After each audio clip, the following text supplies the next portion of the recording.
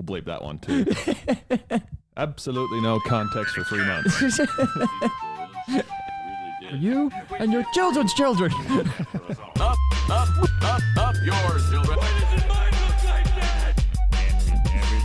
Alright. Saying ain't working. Welcome to No Kids 3 Money, a Simpsons podcast through the lens of time machine, your favourite podcast about your old favourite show. I'm one half your host, Ned. And I'm Eric.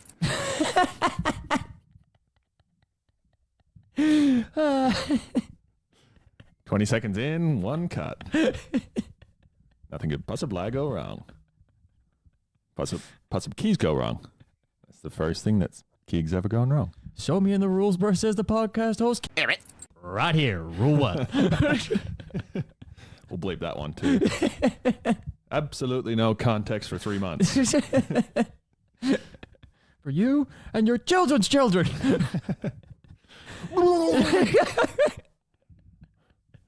Oh, man. It's already off the fucking rails. So Kegs is not here this week. It's just us, as you can see from the lovely wide angle that we have going on here. I should actually point at the camera when I do that. Hello. What do we have in store for the people this week, Matt? We have Season 3, Episode 23, Season 12, Episode 13, Season 22, Episode 14. Yes. Trying to remember what these do. They'll get a thrashing. What's good? Eric. I found that one. Old faithful Blue. So, let's just see what the permanent record has to say, shall we? No detention. Fairly good attendance record. Oh, I see you beat that bedwetting problem in the 2nd grade. That's in there? Don't worry, they'll forget. Just like they forgot about me in that tiger cage for 18 agonizing months. Every night I wake up screaming. Well, let's meet your classmates. Faithful Blue. Alrighty, you want to start us off with Season 3, Episode 23? Yes. Yes. Titled, Bart's Friend Falls in Love. Synopsis reads, Milhouse falls in love with a new girl, Samantha Stanky, jeopardizing Bart and Milhouse's friendship. Bart eventually calls Samantha's father and lets him know what is happening. Her father takes her away, which leaves Bart and Milhouse having a fight. Meanwhile, Ned, where do you find those synopsis thingies? Reedies that are used to Explain. You mean a voice? Yeah, gimme. Meanwhile, Homer orders a subliminal cassette tape to help him lose weight, but is sent one that helps him increase his vocabulary after the weight loss tapes were sold out. Yeah, it was great. Alrighty, how many quotes you got? 2. All right, well, I'll start us off because I got 3. Yep. And it's also sort of just a scene as well. It's like that initial scene where Samantha is being sort of introduced as a character and she's in the like office with Skinner. Yep. And he's just going between like, you know, being like a relatively normal guy and then just turning back towards the window and having fucking crippling Nam flashbacks. That's my one too. Well, which part have you got? The whole thing. The whole thing? Go. Samantha, I've always been suspicious of transfer students. Suspicious. Other principals try to unload problem cases that way. Lord knows I do. Well, I'm a good student. Yeah, sure. And they told me I'd get a big parade when I got back from Nam. Instead, they spat on me. I can still feel it searing. So let's just see what the permanent record has to say, shall we? No detention, fairly good attendance record. I see you beat that bedwetting problem in the 2nd grade. That's in there? Don't worry, they'll forget. They'll forget. Just like they forgot about me in that tiger cage for 18 agonizing months. Every night I wake up screaming. That was my quote. The fucking tiger cage for 18 months. Let's go and meet those new students. Yeah. Hello, everyone. This is Samantha Stinky. Yeah. Oh, Stanky. man. The whole thing is How so... embarrassing for you. The whole thing is fucking fantastic. Yeah. Just like every second of those first, like 5 minutes of the episode are fucking great. Yeah. Even like the opening scene, which I didn't write down, but I knew we would discuss for this episode, is like Bart in Marge and Homer's room, like eyeing off the big change jar. Oh, that's right. Yeah. Yeah. Which like, it just has like absolutely nothing to do with the story because I don't even think the change jar is brought up. It's basically just like a He's obviously going to buy something. A red with herring of sorts. Like they get on the bus, and then that introduces the magic 8 ball that Milhouse has. Right. Okay. And yeah. then like the show and tell thing never actually eventuates to anything, but it's a way to have them go through that question and answer type thing. Yeah. Of them being friends. But it was just such a great sequence. Oh, like, yeah. Like very faithful to the source material and fucking, yeah, just that scene at the end where he's jumping up and down on the fucking Lord. That's so good. It's the best. Yeah. Alrighty. My second quote is my next two quotes are both in the same scene and they're both from Krabappel. Okay. Because like she's just so like her character is just so perfect. Like, I feel like just in these first like couple of seasons where she's just so fucking She's got like no shame. Not that she's got no well, she has no shame, but she is just dead inside kind of thing, and she just outwardly projects that, whereas like as you start to get into the later seasons it feels like she tries to like hide it almost behind like some form of dark humor kind of thing, but there is like a covering over it as opposed to like she just flat out says the most heinous shit to children. Yeah. Most of you have never fall in love and marry out of fear of dying alone. And then Nelson like even adds to that like something about where's Mr. Krabappel? yeah, he's run off with he chased something fluffy down bunny. a rabbit hole. Yeah, that was good. Which is like the second or third like sort of different. Oh, not like it's always the same story kind of thing, but this is like the third or fourth time at least that I can think of that she's just like mentioned her ex, and then that just stops at some point in time. Yeah, true. Because there's one episode we might see Mr. Krabappel, right? It's I'm like a not later sure. season one. I think I might have like heard talkings about it before Really? where he actually shows up. Well, because we haven't actually got long in the show's run until she like what was her name? Marsha Wallace. Marsha Wallace dies. Yeah. It's at the end of season 22. Is it? Yeah. Oh, okay. Damn. Well, yeah, that's like 3 months from now, Yeah. technically. Yeah, but it's not too far away, is my point. Yeah. And also hilarious that, like, especially in this very first just the way that we've watched it, in like the first, year or 2 years of our shows running, we've had both instances where Flanders' wife dies. Yeah. Oh, yeah, because he's the one that marries her at some point, hey? Yeah, they get together and then like literally, like if you watch the episode at the end of it, there's like a tribute to her because she dies before the next season starts. Yep. Yeah, okay. That makes total sense. Yeah. You'd be furious if you were the writers. Let's finally give I see. Then everything is wrapped up in a neat little package. Let's finally give this guy another character trait. Just bit. Yep. Fuck. He's cursed.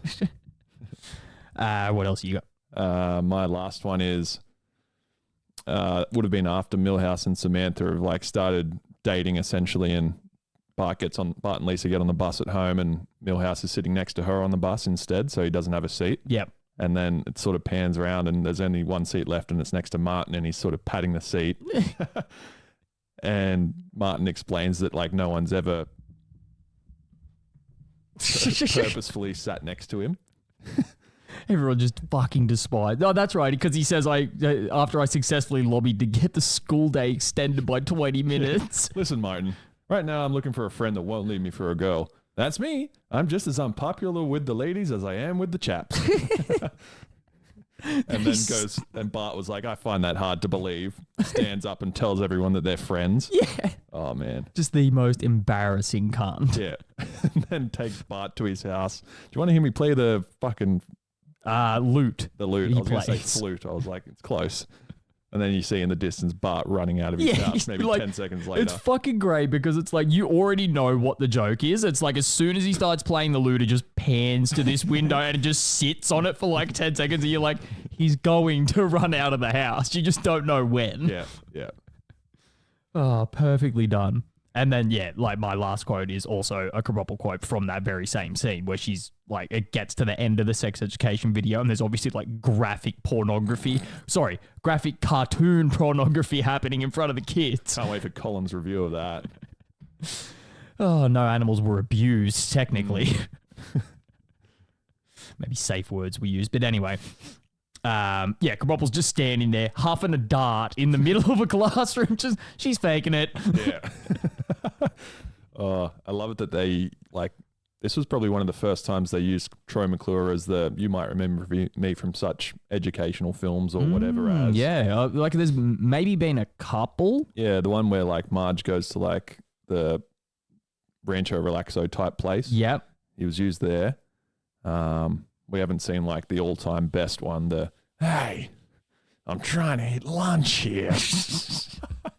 Even though that was like a McGonagall thing, but wasn't it? Yeah. Okay. It was maybe just the same. You're thinking of the kid. Vibe. Timmy, yeah. Yeah. Timmy's dead. Slit his throat from ear to ear. You got to do this one for me, Timmy. McGonagall. Look what you did. Oh, it's Billy, not Timmy. Yeah. That's right. Yeah. What else? Oh, whatever Troy McClure introduced as the first thing, like you might remember me from such educational films as, that was really funny, but I forgot to write it down. Yeah, I can't remember what it was either. And now I'm also blanking on the second one. We should look this up. Yeah. Do we play the lock and load thing while we wait?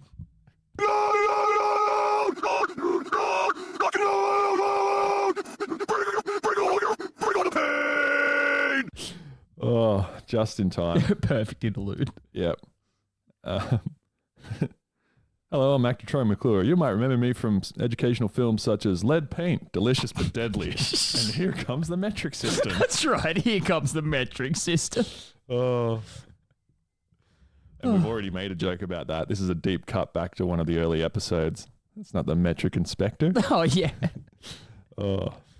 Alrighty. I've got, I'm pretty sure you have the same thing because it is on your shirt. Yep. Highly memed moments. Yep. Which there was probably a few of in this episode specifically, but yeah, you can stand up and show your shirt to the crowd here. This wondrous scene after Bart has ratted on Samantha to her dad, and yeah, Milhouse is lamenting it atop of the jungle gym. Which is actually, there's like another... I'm trying to think of maybe there's like another... Jungle gym scene. There is another jungle gym scene with Milhouse. Mm-hmm. It's the... one where the FBI's after it. It's the... I don't care. Yes. Yeah. But I did let them know about the whereabouts of our good friend Milhouse. Like, that episode makes no sense. Why is he constantly ratting Milhouse out to the FBI? I know. It's fucking Just as a joke. Oh, it's so good. I got like one through line kind of thing, maybe like series wide, and I mentioned it as we were watching, like, is this where Homer has learnt his vocabulary and understanding of things that he shouldn't? Yes, this is a very good point, because this is like the only logical explanation for him being able to understand big words but not being able to explain what they mean. Yeah, and it like perfectly countered one another later in the ep when he's trying to think of the word for spoon. Marge, you get those metal dealies that used to dig food. And yeah, like having the subliminal messages actually sink in was the only way he could learn. Yeah. Like his subconscious is smarter than he is. And hilarious that like no one else picked up on it. Like they were just like, why are you being weird kind of thing, and not actually understanding that it's like, oh, he's got the wrong tape. Yeah. And it's working, so if we get the right one, he'll probably lose weight. I like when it like shoots to the warehouse where they're like filling those orders and they're like, we're out of the weight loss tapes. Just send in the vocabulary tape. Here you go, fatso. Yeah. Alrighty. I've only got final thoughts left. You got some reviews? Yep. DVD Movie Guides, Colin Jacobson said that from the ingenious and hilarious Raiders of the Lost Ark parody at the show's start, Bart's friend falls in love as a keeper. It actually develops the characters and gets into preteen emotions but never becomes sappy. The B plot in which Lisa tries to get Homer to lose weight provides terrific laughs as well. Oh, God. This is getting annoying. Stop giving good reviews. I don't like it when you like the things that I like. He also gave it a 1 out of 10. But still, like, even when he likes episodes, he doesn't say anything. He just explains the plot a little bit. Yeah, but this one he actually sort of nailed it. Yeah. Yeah. I mean, yeah, I hate to agree, but I have to agree. Yeah. This was a very good episode. Mm. Have you got any other reviews or? Yes. Reviews? Yes. I am new review reading. Nate Myers of Digitally Obsessed gave the episode a 4.5 out of 5 rating and commented that it's tough to view Milhouse in a romantic relationship, especially since the most recent seasons have made a point of hinting at Milhouse being gay. Still, the love triangle makes for some interesting drama and the script's observations about childhood infatuations are right on point. It's not a love triangle. No, that's wrong. Yeah. Yeah. It's just Bart being jealous that his friend is taken away from The technical term is third wheel. him. Yeah. Yeah. Yeah. Like, that's just, I don't know how you can be more wrong than Colin Jacobson, but fucking good job, buddy. Yeah. You really nailed it. Yeah, his are usually like semi-okay. We're out of good reviews. Just throwing some. Colin Jacobson B-tape, some B-roll. Oh, fucking hell. All right, final thoughts. Way better than I remember. So many classic moments in this episode. The initial scene where Samantha is introduced is fantastic, with Skinner falling into Vietnam flashbacks, and the side story with Homer increasing his vocabulary is paced perfectly. Like, there is not a single piece of fat on any one of those lines in any one of those sequences. Yeah. It's just so fucking like, here's the joke, here's the tiniest bit of context explaining the joke, and then that's it. They move on. It's fucking like, yeah, if you show like those scenes in contrast to anything that we've seen post season 20, it's just like, these are two different fucking shows. Yeah, I agree. I feel like they should have to rename it after season 20. Well, yeah, funnily enough, there is a joke about the show getting a bit stale. Oh, that's right. Yeah, we'll get to coming that. up. Yeah. No, I thought like the B plot was great because every time we saw Homer in the episode, he was saying something that the tape had taught him as well. Yeah. And like, if we were to look into it enough, we would probably learn what a few of those words meant, but we're not going to do that. Yeah. And what was also interesting to me is like the fact that it's probably the first full 5 minutes of the episode where you don't actually see any of the other family members. It's just Bart and Milhouse, and their their story sort of establishing kind of thing. It was a good like at least 5 minutes, if not longer, into the episode before you actually saw any of the other family members. And that's what I mean. It's like bang, it was just like they're straight into, oh, Homer's gonna die, let's get him a tape, gets the tape, immediately starts repeating all of this stuff from it. That just reminded me of like all the worries that Lisa had about Homer and being insanely obese. Yeah. And like he's sitting there just like struggling to breathe, laying down, and he also forgets the name of what the remote is. The channel changer. Channel thingy. changer goes to like reach for it, and he's just like, oh, It's like a finger's length out of reach. And then like all the ads for the buttery, creamy chocolate and whatever the fuck comes on, and just make him drool even harder. Yeah. But also liked that we haven't really had like a Milhouse centric episode yet that I can remember that's sort of had him with this much screen time and dialogue.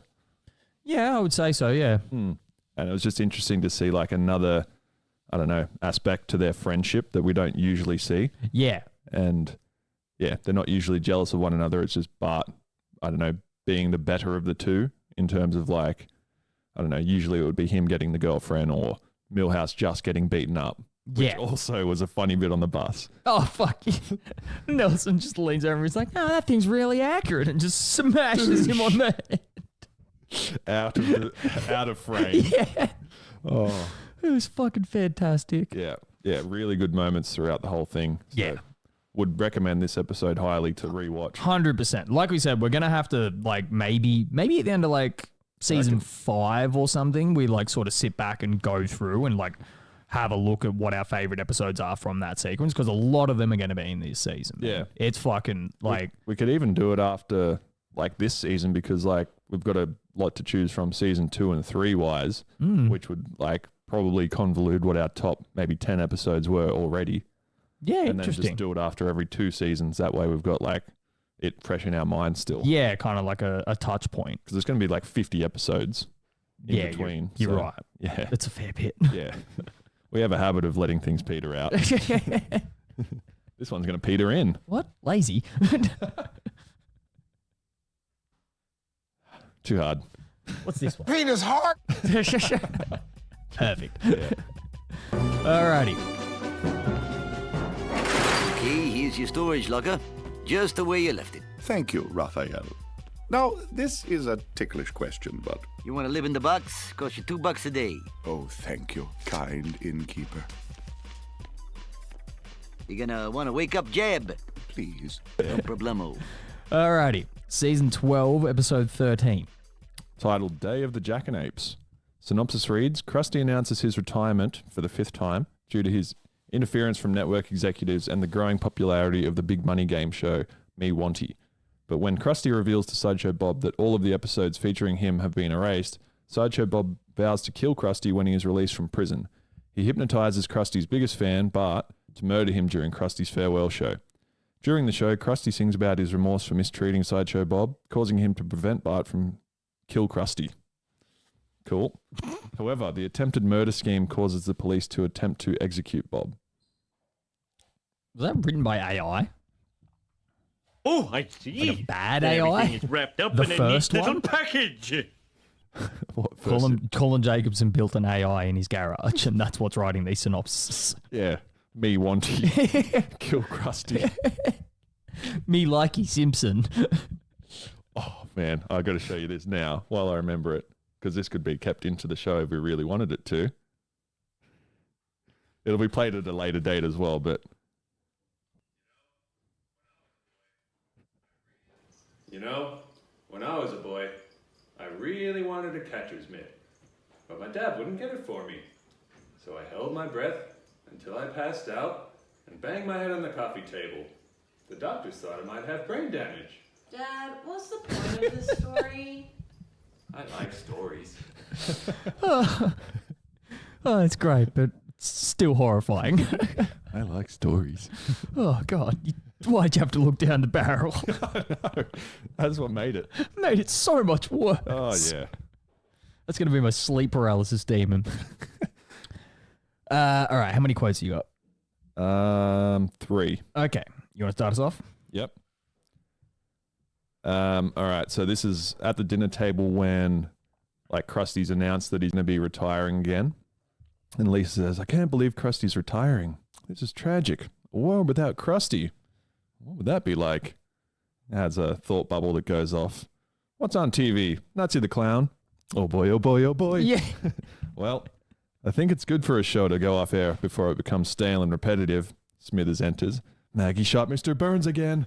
Everyone's just dead silent. Crickets. Yeah.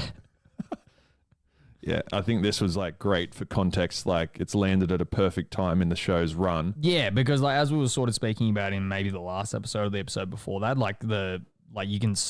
you're starting to see a little bit of a slip in quality. Yeah, there's just like scenes that either drag on for slightly too long or just the joke itself is a complete miss. Yeah. But as we said during the episode, like there is still little bits of hope that you can cling on to, like the scene where Sideshow Bob's living in his Storage unit. And he's writing down a revenge plot or something like that, and you think it's just going to sort of finish there, but then you hear a knock on the door, bug spray, and his room just fills up with poison. Yeah, it just makes that noise, but it's just like it's so fucking unnecessary, but like Yeah. It just makes that scene so fucking perfect. Yeah. That's what they have stopped doing is unnecessary jokes or like bits of flash that come onto the TV, onto the screen at the right time. Yeah. Like the little filler bits that you forget are in an episode sometimes that when you rewatch it, you're like, oh, fuck, that's hilarious. Because it's just irreverent. Like it's Yeah. not, it has nothing to do with the plot whatsoever. It's just like, oh, well, let's poison him for 3 seconds. Like Yeah, no repercussions from it. nothing. That's where they're at their best. Yeah. All right. My first quote is like just after Bob has got the job at the school and he's like doing the announcements for the lost and found. Yep. In the lost and found today, we have a plaid kilt. And it just cuts out to Willie just standing there in his underwear. He says something about it being from like a different. I believe this clan is Graham of Montrose. Oh. Did you also have that? Yeah. Just the noise that Willie made when it shot to him. He's still doing his job, but just in his underwear in a school. Doesn't have another like thing that he could put on. No, but he has like, But like a that's the best. groundskeeper outfit. He's always wearing overalls. Oh, it's great. That's what I mean. Like a reverend Yeah. as fuck. Like is not integral to any part of the plot whatsoever, but it's just fucking fantastic joke. Yep. My second quote, which is like, I couldn't remember exactly which episode this in, but it's one of my favorite Sideshow Bob quotes. After he like lures Bart to the tool shed and then he goes to like advance towards him and he steps on the rake, smashes him in the face, makes that noise and he goes, "Oh, Rake's my old arch enemy." Bart's like, "I thought I was your arch enemy." He's like, "I have a life outside of you, Bart." It's great. Which we never really see. No.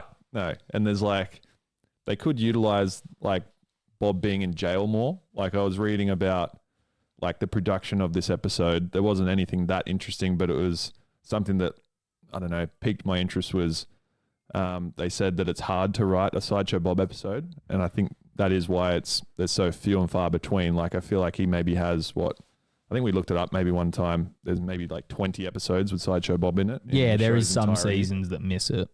Yeah. And it's just like they could look at it from another angle and get so much more material out of it. Like episodes where Bob is in jail, not just him getting out of jail. It makes sense, but at the same point in time, like he's a brilliant character, but he is very one-dimensional. Yeah. Kind of thing. His entire purpose is like just to kill Bart, pretty much. Yeah.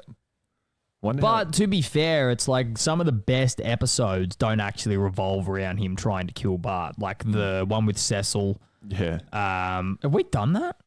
No, hasn't come up yet. Yeah, that's one of my favorite episodes of all time. Like just the fact that they add in that like Frasier dynamic and then fucking like everything else that happens in the episode itself.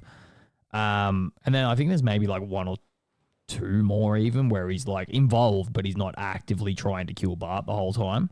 Yep. Yeah, but right. you are right.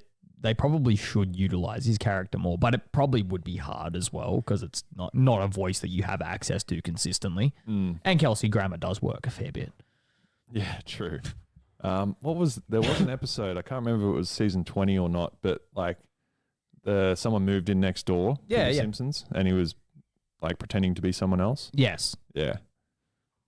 That's all I remember of that episode. Well, I mean, he was like actively working to try to kill Bart that whole time, but it wasn't like it's sort of usually portrayed. Like in an instance like this, where it's like the whole episode is just showing him like executing his plan and stuff like that. Yeah. Whereas that one was kind of, I don't know, it was like this episode, as I've mentioned before, a lot of these Sideshow Bob episodes tend to take on this like thriller aspect to them where you're kind of trying to figure out stuff. Where it's going to unravel. Exactly. But this one, you're actually sort of with Bob the entire time. So you're getting like a little bit of a different perspective. Yep.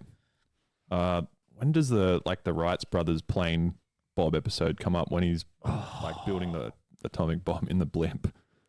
I don't know. That's got to be soon. Season 5 or 6 or something like that. The quote that comes to mind straight away is when like they're filling the prison bus up with people. And they're like, "Where's the guy that eats people's skin?" "I'm right here, Chief." Walks on the bus. Oh, man. So good.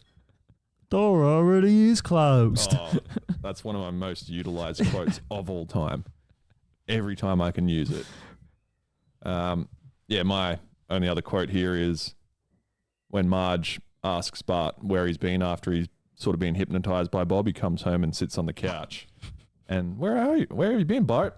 I was at the flower shop." Goes to Homer. "I was at the flower shop too." "Yep. Getting drunk at the old flower shop." Fucking idiot. Oh, there's a few instances of Homer doing something like that as well that come to my mind. Like, "It's a pornography store. I was buying pornography." Oh no, I said the loud part quiet and the quiet part loud. Wait, isn't that Krusty? Maybe. I don't know. There's like another internal monologue one where I'm going to somewhere to Oh, yeah, you're right. sneak. I just don't know what it is. Yeah. Oh, no, it's the... I don't want you. I can't remember what Marge tells him not to do, but he's like, "It's okay, Marge. I'm just going outside for a while to stalk Lenny and Carl." The Stonecutters episode. Yeah. Oh, so good. My final quote is like right at the end of the episode when Krusty's doing his like retirement special and Dr. Hibbert like accosts him, or it seems like he's gonna, like give him props on stage, and then it turns out that Krusty has like just lied and not given any money to this foundation. Yeah. It just pans down to the orphan kid with a crutch and he just goes, "I'm cold all the time." Oh, why didn't you give us that money now? He's like, he goes to protest and he's like, "Yeah, whatever." It starts writing out a check. Yeah, looks deadpan straight down the camera and tells them in like... Tells his fucking accountant to stop the payment. Yeah. Incredible. Just a flat out piece of shit. My last little scene that I had written down was when Mr. Teeny sort of swings in on the rope and takes the plastic explosives off of Bart and like goes to throw it into the team of network executives, and then the chick... Bum. I was just thinking that. And they use that joke like 4 or 5 times. That's all he says in the episode. I loved that. Anyway, throws the explosives in, blows up, and then the network executives sort of come back together like the T-1000 does in Terminator 2. And then, "We have notes," in like the robotic voice. Yeah. Really good use of it. Oh, I can't remember what their next line is. "Do you something?" Fuck it. Yeah, there was a few good lines, but It's gone. not enough. The fuck? Loose. I was just like, what the fuck is happening with that curtain? I have one through line before final thoughts. So this and the last episode both had establishing scenes in Skinner's office, like quite early on in the episode. Yep. I also had a thought come up when I saw Bob and Skinner in the office again after like the season 3 episode. Yep. But my thought was like, why does the school keep hiring ex-cons? So we had like the Jack Bauer episode. Crowley. Jack did that last time. You too. did. Jack Crowley episode. But he was obviously hiding that he was a convict, but they didn't look too hard into it, and people that work at a school need a police check. So where's that? And then I had, for this week's podcast, like both episodes have like brainwashing and subliminal messaging techniques. So like... oh, yeah, they do. Yeah, I didn't think about that. Yeah. Homer with the tapes. Because, subliminal like messaging is a form of brainwashing to a degree. Yeah. Good point. Even at Niage. Are you being brainwashed? Probably. I got 2 reviews. IGN's Robert Canning wrote that although the episode is overall solid, it is lacking that extra something that the best Sideshow Bob episodes have. Nevertheless, it reached number 8 on the website's list of 10 best Sideshow Bob episodes of the series. Number 8? He does say 8 a lot. It's just their favorite number, I swear. Yeah. Number 8 on the website's list of 10 best. Like, why is that even worth mentioning? That's not high on the list. But, like, that's a big call. 10 best what? Sideshow Bob episodes of the series. Oh.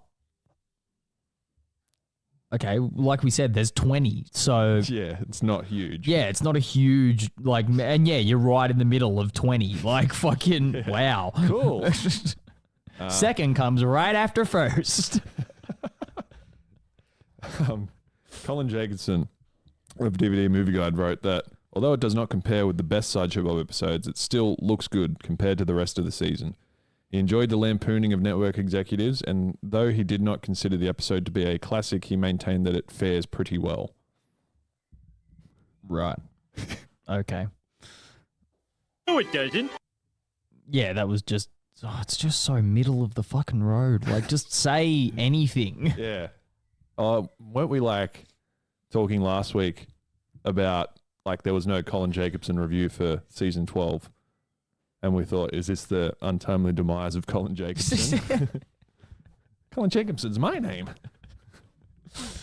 Oh, fucking This hell. is what it feels We like brought that when quote up. animals die. We brought that quote up last night at the show because we were talking about when we were down in Melbourne the first time. And I can't remember whether I told you about it. The dudes from like one of the other bands that we played with, one of the guys walked up to Dane and was like, "Oh, hey, man, my name's Dane." We were like, what the fuck? Then the guitarist came up and he's like, "Oh, hey, man, I'm Ned." Yeah. We were like, get fucked. This is ridiculous. Wow. Universe B, you guys. Yeah. All right, final thoughts. Slightly different than the other Sideshow Bob episodes, but just as good. Plenty of classic lines and solid references that even I understood. I like stories. Slightly altering the dynamic so that Bart is so used to Bob, he doesn't even flinch when he sees him is very well done. Yeah. And I don't know, like I haven't obviously like paid heaps of attention past that point, and I'm sure they maybe revert that kind of thing, but it was just a nice touch of like, you know, we've done this 10 times already. It makes sense for Bart to not be like worried about seeing this guy. Yeah. And because he literally, and he says it himself, he's like, literally every time we get together, like I come out on top, I'm 6-0. Yeah. Yeah. And that's probably another thing about writing a Sideshow Bob episode. Like, how are they going to fill the plot? Like, Bob's always taking revenge. There's always like a back and forth between both of them. Yeah. Like, how else are you meant to change it? And it's also like, it's just such a nice touch as well that it's like, Bob is obviously like one of the most intelligent people in this universe. And he is just constantly being tricked by a 10-year-old boy in every capacity, whether it's like the absolute foiling of his plan or Bart just taking the piss out of him while they're like together. Yeah. Like he just always manages to piss him off somehow. Outsmarts him by like playing to Bob's weaknesses of not being able to stop being a showman as well. Like, yeah, no 10-year-old would think of that. No, not at all. All right. Last. Buongiorno. Where is the Bart Simpson? I am the Bart. Bravissimo. You know me as Luigi, the spaghetti guy. But I am here in my capacity as a member of the Hollywood Foreign Press, your animated short, Angry Dad. Or as we call it in the pizza English, Papa Apoplectica. She has been nominated for a Golden Globe. Last one. Yep. Season 22, episode 14. Yep. Titled Angry Dad, the movie. Synopsis reads, Bart is offered to turn Angry Dad into a movie. Homer is offered the role of the voice of Angry Dad. After poor screen tests, Lisa tells Bart to remove the poorly received parts and the movie becomes a short film. The animated short begins to win awards, which Homer attempts to take all the credit. At the Academy Awards, Bart has Homer and Marge take a tour of LA while he and Lisa attend the awards ceremony. Homer arrives as Bart receives the award for Angry Dad. He thanks Lisa, the studio, and Homer for the short success. Seeing this, Homer apologized to Bart. Doesn't really say why Homer is apologizing, but Homer is essentially just taking the credit at every other award show and pushing Bart out of the way and sort of giving him no spotlight. Yeah. Yep. Yeah, just essentially being very selfish. Yep. And the episode is very cameo heavy. Oh, huge. There was like 6 people that came up in the credits of like guest star. It was like what? Russell Brand, Ricky Gervais, Halle Berry. unfortunately. Whoever the JB Smoove. Yeah. And then there was like 2 other people. Mark someone. And the rest. Yeah. And they helped. I have one quote and it made me chuckle a little bit. Yeah. And it's only because it was like semi-racist. Go on. Luigi comes to the door and says something about like he's like not there as a, which is like I shouldn't have even written it down because the scene itself was so fucking annoying. Like the entire setup to the joke is so fucking dumb. He's like, oh, I'm not here as a restaurateur. It's like, cunt, who gives a fuck? Just say the fucking thing. And then he says halfway through it, he goes, as we call it in the pizza English. Yeah. And I was just like, yeah, it's kind of funny. Yeah. And there was another scene where they used the subtitle in Spanish and it was just 2 words that were clearly... No, that was the season 12 episode. Oh, okay. After Bob asks the sarcastic guy if he can live in the storage unit. And he says, like, thank you, kind innkeeper or whatever. And he's like, no problemo. But it says in Spanish. Because that actually is, I'm pretty sure. Yeah. Yeah, no problem in Spanish. Reminds me of that scene in MacGruber. where MacGruber's telling Piper about how him and Cunt like weren't friends anymore because of the lady that got in the way. Oh yeah, that's right. Yeah. You're loco, man. And then it has a subtitle, You're crazy, man. Oh, God. The little things like that are what is in The Simpsons and what makes it good. Like, Yeah. As we were discussing. And it's not in it anymore. No. Or we just don't see it. No, it's not that you don't see it. It's not fucking there. Yeah. 100% it's not there. There are some, like, remember season 20 had decent visual gags in it. But yeah, but even that they've was started where to it drop ended. off. Yeah. Yeah. So soon. Well, maybe like the later teen episodes might have it. So we might get a good chunk of that at some point. I'm hoping so. Yeah. Maybe. Yeah. Have you got any quotes, any through lines, anything? I've got like one scene. So it's where the family go to like the Angry Dad studios. Oh, yep. And like someone else voices Homer as Angry Dad currently. And then the writers that animate Homer's butt ask him, do they have any like raw material that they can use? I'm pretty sure in the original Angry Dad episode, the person they get to do Homer's voice is Dan Castellaneta. Right. And he does say, like, in one of his acceptance speeches, like, my voice is based on these three people, Walter Matthau for this part, so-and-so for this part, and then Snoopy for this part. Yeah. Which I think is actually true, yeah. I know, it's definitely Walter Matthau was, like, the main But he's also basis. said that he based a lot of it on his own father. Yeah. Okay. Well, I don't know that guy. But yeah, the scene that I was mentioning was like Homer puts like a deck of cards down his pants and turns around and you can see him like sort of shuffling the deck somehow with his ass cheeks. Yeah. And then has one more trick for them, opens a bottle in his ass and you think, wow, offers a sip to one of the animators and they're like, no. He's like, okay, more for me, and like puts the bottle down his pants and butt chugs it. Yeah. I thought that was quite funny. That was pretty good. Yeah.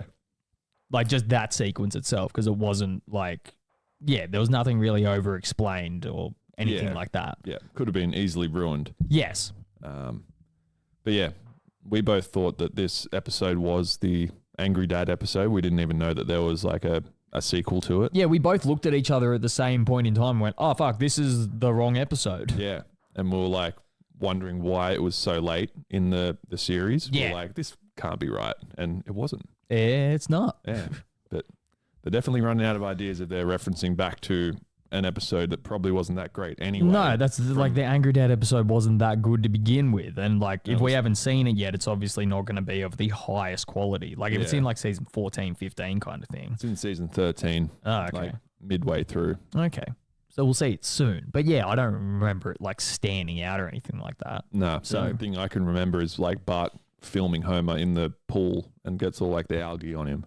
Yeah, because Homer He's like got the boils in his neck. yeah, which are from not releasing his rage or whatever. Yeah, that's right. And then he ends up like dyeing him green and he ends up breaking the town looking like the Hulk. Yeah. I see, that's already funnier than this whole episode. Pretty much. Yeah. I can't remember much else that happened. Like there was one, like I think the Itchy and Scratchy like episodes in this were quite well done. So it was like it was like based in some part of China. Oh So yeah, it was the- like a kung fu movie at the start. Yeah. Yeah. And it was like an older Scratchy and a younger Scratchy. And then the older Scratchy gets killed for his hat by an Itchy, spends his whole life training to kill this Itchy, and then ends up getting like bruised right at the end. and Yeah, it chopped up turns into out pieces. that his like master or whatever was just an Itchy in a costume. Yeah. They just chop him up and eat him with chopsticks. Yeah. Yeah. Thought that was good. Wow, I didn't realize they were making that kind of joke. Colin had something to do with it, I'm sure. Yeah. Yeah. I was like, he'll get there. I didn't know you had something to do with this episode either. And then there was like the through line with one of the short films that was up for nomination as well, the Beauvillians. Oh, yeah, from that's right. season Yeah. one, like the French convicts, I guess. Yeah, there's like a third character there who I'm not sure exactly is a reference to, but yeah, the first guy that they show and like the third guy that actually gets the nosebleed and starts running around the table, yeah, they're like not exactly the same, but reference from character models of those two guys that abused Bart in the first season. Yeah. Fuck, that feels like such a long time ago. It does. Well, it was literally nearly a year. It was one of the first episodes. Yeah. Like, it's Yeah, you're very, right. like, it might be like in the first, because, like, what, season 1 has like 13 episodes. I think it's like in the first 5 or 6. Fuck. Okay. Yeah, that's it. That's all I've got. But, like, all in all, probably a watchable episode for season 22 if Compared to one of the, like, some of the other ones we've seen. if the listeners out there actually do want to dabble in this realm, which This is we don't way better. recommend. This is way better than Flaming Moe's. Oh, man. Or Flaming Mo, or whatever the fuck it was called. Yeah. Yeah, skip that. Yeah, Skip all of this, actually. pretty much. Yeah, I got reviews. Two reviews. The AV Club reviewer, Rowan Kaiser, rated the season with a B. Why is he rating the whole season? Trying for the second highest rated season of animation domination with the 7th season of American Dad and beating the 9th season of Family Guy, which received a C+. It was defeated by the inaugural season of Bob's Burgers, which received a B+. Why It's is the worst show of all time. Bob's Burgers? I fucking hate it. I don't even know. I think I may have watched a couple and, yeah, didn't really resonate with me either. I feel like Family Guy's 9th season would have been fucking way better than this. Yeah. So I don't know what this guy's smoking, but gimme. Liam Goffin of MovieWeb thought the season was an improvement after a reduction in quality since the 10th season. What? He highlighted the more experimental episodes, better parodies, and creatively incorporating celebrities into the story. Why are they reviewing the whole season? I'm so confused. I definitely didn't read reviews for the whole season. That I don't think I did, but either way. Big gulps, huh? Like, yeah, but I don't agree with either of those. What the fuck? Yeah. What do you mean? Like, Since the 10th season. there's no- You've seen nothing good for 12 years, and this is like, oh, now we're back. There's No. absolutely no world where it's possible someone thinks anything from 10 to 20 is worse than 20 onwards. Yes, I'm 100%. And like, I don't think I've watched anything probably above this season ever. And who knows if we ever will. I'm not looking forward to it. Yeah. Like, we've got to watch 8 more shitty seasons. And then there's still 8 more after that. There's still 10 more after that. They've been renewed through 40. I know. By the time we get there. I wonder if it will ever pick back up. Anyone out there that's watched anything past this point, let us know. I thought you were going to say, I wonder if it'll ever fucking finish. Oh, I know it's going to finish after 40. It's They've such got like to. a round And they've got number. another movie coming too. That'd be why bother after that, honestly. They've made all the money in the world, all the fucking merchandise that's been released. Like, I own all of it, apparently. It's over. Yeah. Just fucking give it up, Yeah. please. Just play this for a whole season and I'll laugh. That's what they do anyway, isn't it? But it's not funny. Essentially try and write that. Yeah, good luck. All right, final thoughts. The pacing of this episode is very strange. Some of the jokes are well done compared to the last couple of episodes. This next line is so funny. It's just, I hate Ricky Gervais so much. Full stop. There was at least 4 voice cameos and countless other ones in this episode that kind of take away from the story a little bit, but it was a decent enough episode. Yeah. Like if you just took this by itself, it sucks. But if you compare it to what, the rest of the season has been, which is weird because the start of the season wasn't too bad. It was kind of stuff along this level. And then we just had a couple of fucking horrible ones in a row. Yeah. Yeah. Yeah. It's probably the writing team changes way too much to really have everyone in one room really agreeing on something before releasing it. They're just like, well, we're behind schedule already, so let's just get this piece of shit out of here. Yeah. We're not going to think of anything more the longer we stare at it. Yeah, 100%. Yeah. Which also makes no sense because like South Park write better episodes in a week. They're probably just You can't have because they don't 6 have months. long to stew over it. They're just like, let's just release what we can because Yeah, but we know it's every relevant. joke is better written. Yeah. They just get comedy. Yeah. Yeah. And the people that were funny in this show have moved on. Yeah, you're right. Yeah, if you look at like what people like the people who are on the writing staff in like season 5 and the people that are on the staff in season 35. I'd be like, interested to see when like Jay Kogan and Wallace Wolodarski actually leave, because they've been the writers of most of shit up until now, or at least credited for some aspect of the show. Okay. Like they're always in the credits. And yeah, they've sort of been, and like David Silverman, I think. Yeah, I've He's seen been that up name a there. few. And John Swartzwelder. Yep. So like the same couple of names reoccur a lot Yeah. in all 3 seasons so far. So like 60 plus episodes of the same people. That's why the quality's stayed how it has. So significantly high. Yeah. And just keeps getting better. Yeah. All right. You can find this podcast on Apple, Spotify, and YouTube. We will speak to you guys next time, where Kegs will be back. I put it there. Let's hope. All right. See you guys. There.